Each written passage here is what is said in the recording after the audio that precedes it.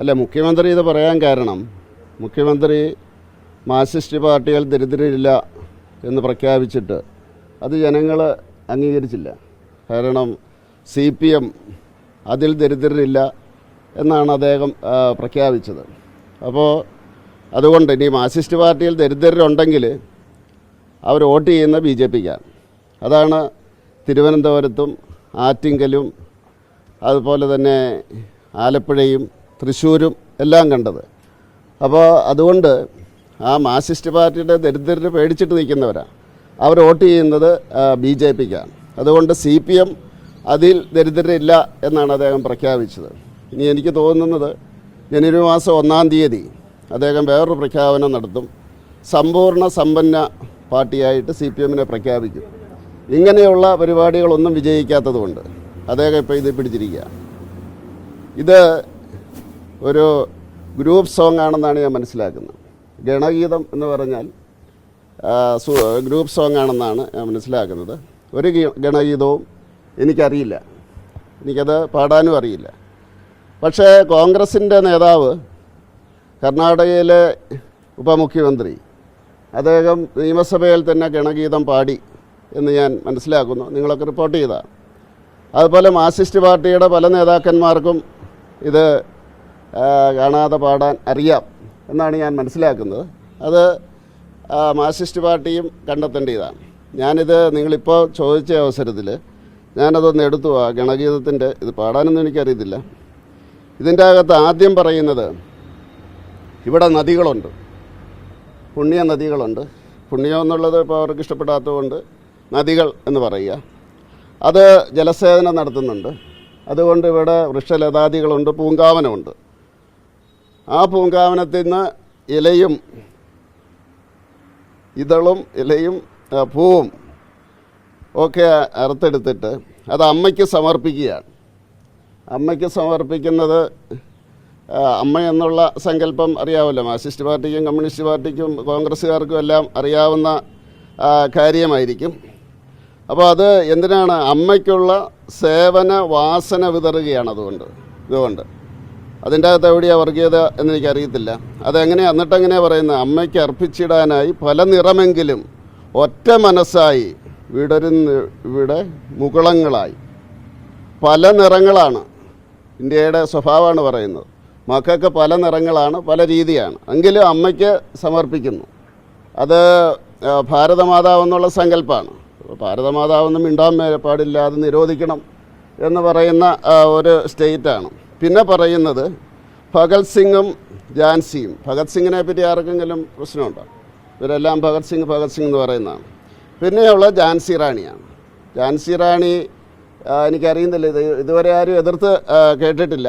പിന്നെ ബ്രിട്ടീഷുകാർക്കെതിരെ സമരം ചെയ്തതായതുകൊണ്ട് അവരുടെ ആൾക്കാർക്കൊക്കെ ചിലപ്പോൾ എതിർപ്പ് കാണും.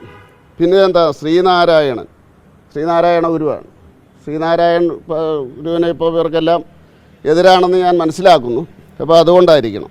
പിന്നെ മഹർഷി അരവിന്ദനെ പറ്റി എല്ലാവരും പുകഴ്ത്തി പറയുന്നത് അദ്ദേഹത്തിൻ്റെ ചിന്ത പുരോഗമനപരമാണ് എന്ന് ഇവിടെ പറയുന്നുണ്ട്. പിന്നെ രാമകൃഷ്ണ പരമഹംസരെ പറ്റി പറയുന്നു. രാമകൃഷ്ണൻ, അതിൻ്റെ അകത്ത് വേണേൽ പറയാൻ ഒരു മതമുണ്ട്. പിന്നെ പറയുന്നത് സ്വാമി രാംദാസാണ്. അദ്ദേഹം ഒരു സോഷ്യൽ റിഫോർമറായിട്ടുള്ള മഹാരാഷ്ട്രയിലെ ആളാണ്. അപ്പോൾ അവരെല്ലാവരും ഇവിടെ അമ്മയ്ക്ക് വേണ്ടി ശക്തമായിട്ട് നിലനിൽക്കുന്നു. അപ്പോൾ നിത്യം നിർമ്മാല്യം തൊഴുന്നതിനായി, നിർമ്മാല്യം എന്ന് പറഞ്ഞു കഴിഞ്ഞാൽ വലിയ പ്രശ്നമായിരിക്കും. അതിപ്പോൾ അത് അവിടെ എവിടെയെങ്കിൽ ഒരു വർഗീയത പറയാവുന്നതാണ്. നിർമ്മാല്യം പാടില്ല എന്ന് പറയാവുന്നതാണ്. കാരണം അതൊരു കമ്മ്യൂണിസ്റ്റുകാർ പറയാൻ എന്തെങ്കിലും പറഞ്ഞു കൊടുക്കണ്ടേ? അത് നിർമ്മാല്യം തൊഴിലുണരാനാണ് എന്ന് പറഞ്ഞാൽ അമ്മയെ വെളുപ്പിനെ എഴുന്നേറ്റിട്ട് അമ്മയെ സ്തുതിക്കുന്ന, സ്വന്തം അമ്മയെ സ്തുതിക്കുന്നതല്ലേ അത്. സാധാരണ എഴുന്നേറ്റിട്ട് കുട്ടികളൊക്കെ അമ്മയെ ആദ്യം കണ്ട് അമ്മയല്ലേ വിളിക്കുന്നത്, അമ്മയെന്നല്ലേ വിളിക്കുന്നത്.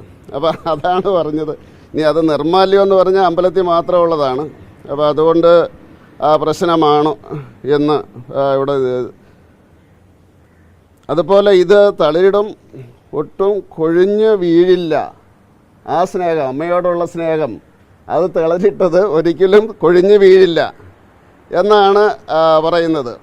അത് അവരുടെ നിത്യാത്മ വിരാമം തഴുകിടുന്ന പിന്നെ കുറച്ച് കാര്യങ്ങൾ അങ്ങനെ അമ്മയെ പറ്റിയുള്ള ഒരു ഇതാകുന്നു.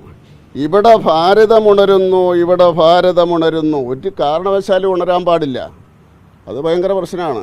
മോഡി ഇങ്ങനെ പറയുമ്പോഴത്തേക്കും മോഡി പിന്തിരിപ്പനാണ്, ഇന്ത്യ മുഴുവൻ നശിക്കുകയാണെന്നൊക്കെ പറഞ്ഞുകൊണ്ട് രാജകുമാരൻ നാട് മുഴുവൻ നടക്കുമ്പോൾ എവിടെയാണ് ഉണരുന്നത്? ഇന്ത്യ തകർന്നിരിക്കുകയാണ്, ഡെഡ് എക്കണോമിയാന്നൊക്കെ പറയുന്ന നാട്ടിലെ രാജകുമാരൻ പറയുമ്പോൾ ഇന്ത്യ ഉണരുന്നു എന്ന് പറയുന്നത് ഇന്ത്യ വിരുദ്ധമായിട്ടുള്ള കാര്യങ്ങൾ വിദേശത്ത് പോയി പറയുന്ന ആൾക്കാർക്ക് ഇഷ്ടപ്പെടുകയല്ല. അവർ ക്ഷമിക്കണം എന്നാണുള്ള പറയുക. അവരുടെ പുരോഗമന ചിന്താഗതിയെ അംഗീകരിക്കാതിരിക്കാൻ പറ്റിയല്ലോ. അപ്പോൾ അതാണ് പ്രശ്നം.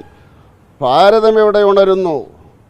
അതിപ്പോൾ ഇതിനു വേണ്ടി എഴുതിയതാണെന്നായിരിക്കും കരുതുന്ന മോഡിക്ക് വേണ്ടി. ഇത് ഞാനൊരു 30 വർഷമായിട്ട് കേൾക്കുന്നതാണ് ഇതിൻ്റെ ആദ്യത്തെ ലൈനുകളൊക്കെ. അപ്പോൾ അതുകൊണ്ട് ഇതാണ് ആ സംഭവം. ഇനി കുട്ടികൾ ഇത് ഗീതമായിട്ട്, കുട്ടികളുടെ ഗാനമായിട്ടൊരു സ്കൂളിൽ പഠിപ്പിക്കുന്നുണ്ടെങ്കിൽ ഇതിനെന്താണ് കുഴപ്പം? ഇതിൻ്റെ അകത്ത് ഹിന്ദു എന്നുള്ള ഒരു വാക്ക് പോലും, പിന്നെ ഞാനിപ്പോൾ അത് വ്യാഖ്യാനിച്ച് ഹിന്ദു ആക്കിയതാണ്. വേണമെങ്കിൽ നിർമാല്യം, അമ്മയെ രാവിലെ എഴുന്നേറ്റ് അമ്മയെ വിളിക്കുന്നതും അമ്മയെ തൊഴുന്നതുമൊക്കെ വീട്ടിലെ മക്കളുടെ കാര്യമായി പറഞ്ഞത്. അപ്പോൾ അതുകൊണ്ട് എവിടെയാണ് കുഴപ്പം എന്ന് ജനങ്ങളോട് പറഞ്ഞു കൊടുക്കണം. അപ്പോൾ അതുകൊണ്ട് ഇതിനെ മറികടക്കാൻ ഏറ്റവും നല്ല മാർഗം ജനുവരി 1-ാം തീയതി സമ്പൂർണ്ണ സമ്പന്ന പാർട്ടിയായിട്ട് മാർക്സിസ്റ്റ് പാർട്ടിയെ പ്രഖ്യാപിച്ചാൽ മതി. അതുപോലെ കോൺഗ്രസിൻ്റെ നേതാക്കന്മാരെല്ലാം ശിവകുമാറിനോട് ചോദിച്ചാൽ, എനിക്കറിയില്ല കേട്ടോ, ഒരു വരി പോലും ഈ ഗണഗീതം ഞാൻ ഗണഗീതം പാടിയിട്ടുള്ള ആളല്ല, ഞാൻ ശാഖയിൽ പോകുന്ന ആളല്ല. അപ്പോൾ അതുകൊണ്ട് എനിക്കറിയില്ല. കോൺഗ്രസ്സുകാർ പാടുന്നുണ്ട്, കമ്മ്യൂണിസ്റ്റുകാർ പാടാൻ അറിയാവുന്ന നിങ്ങളൊന്ന് അന്വേഷിച്ചാൽ മതി. അപ്പോൾ ഇതിലെന്താണ് കുഴപ്പം? അത് തന്നെയല്ല ഒരു നല്ല മെസ്സേജാണ്. ഇതെല്ലായിടത്തും BJP-ക്കാരിനി ഇത് BJP-യുടെ സ്റ്റേജിൽ പാടുന്ന പാട്ടല്ല. എനിക്ക് BJP-ക്കാരോട് അപേക്ഷിക്കാനുള്ളത്, ഇനി എല്ലാ പരിപാടിയിലും ഇത് പാടണം. എന്നിട്ട് ജനങ്ങളോട് പറഞ്ഞു കൊടുക്കണം ഇതെന്താണ്. കാരണം അത് RSSൻ്റെ ഗ്രൂപ്പ് സോങ് ആണെന്നാണ് ഞാൻ മനസ്സിലാക്കുന്നത്. BJP-യുടെ സ്റ്റേജിൽ അങ്ങനെ പാടാറില്ല. അപ്പോൾ അത് രാഷ്ട്രീയ വിഷയമായതുകൊണ്ട് BJP-യുടെ സ്റ്റേജിലും ഇത് പാടണം. ഞാൻ ഇന്ന് നിങ്ങളിപ്പോൾ വിളിച്ചതിന് ശേഷമാണ് ഇതെടുത്ത് വായിച്ചു നോക്കിയത്. അപ്പോൾ ഇതിൻ്റെ അകത്ത് ഈ ഇന്ത്യയെ കുറ്റം പറയുന്നവരെ സമയത്തോളം വലിയ കുറ്റമായിരിക്കും. അതുപോലെ തന്നെ ഇന്ത്യ അല്ല കേരളമാണ് മുന്നിൽ എന്ന് പറയുന്ന ഹൃദ്രോഗിയെ നിലത്ത് കിടത്തി ചികിത്സിക്കുന്ന ലോകത്തിലെ 1-ാമത്തെ ആരോഗ്യ കേന്ദ്രം ഉള്ള കേരളത്തിൽ ഇതൊക്കെ തെറ്റായിരിക്കും എന്നാണ് എനിക്ക് മനസ്സിലായത്. ഇത്രേ എനിക്ക് പറയാനുള്ളത്.